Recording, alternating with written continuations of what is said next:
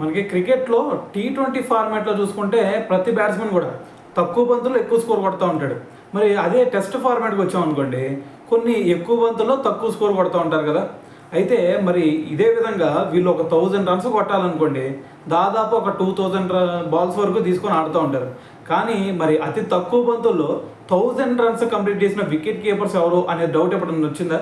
So వస్తే దాని గురించి వీడియోలో క్లియర్గా మాట్లాడదాం, జాగ్రత్తగా వినండి.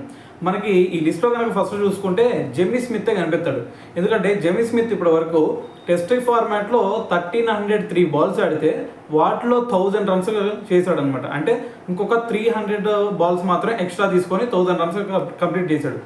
అయితే మరి దీంతో మరి ఈ లిస్ట్లో టాప్లో అయితే ఉండడం జరిగింది. సో దాని తర్వాత సెకండ్ ప్లేస్లో కానీ మీరు చూసారనుకోండి, Sarfaraz Ahmed. So Pakistan wicket keeper, అంతకుముందు మీకు బాగా తెలిసి ఉంటాడు.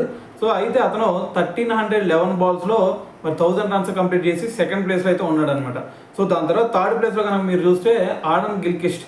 సో మరి గిల్క్రిస్ట్ ఇప్పటి వరకు 1330 బాల్స్ ఆడితే అతను ఆ 1330 బాల్స్లో 1000 రన్స్ కంప్లీట్ చేశాడు. సో దీంతో అతను థర్డ్ ప్లేస్లో ఉన్నాడు.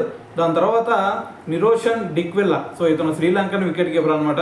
సో ఇతను 1367 బాల్స్ ఆడితే వాటిలో 1000 రన్స్ కంప్లీట్ చేశాడు.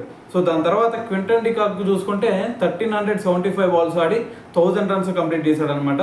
సో దీంతో మరి మనకి అతి తక్కువ బంతుల్లో 1000 రన్స్ కంప్లీట్ చేసిన వికెట్ కీపర్స్ అయితే వీళ్ళనమాట.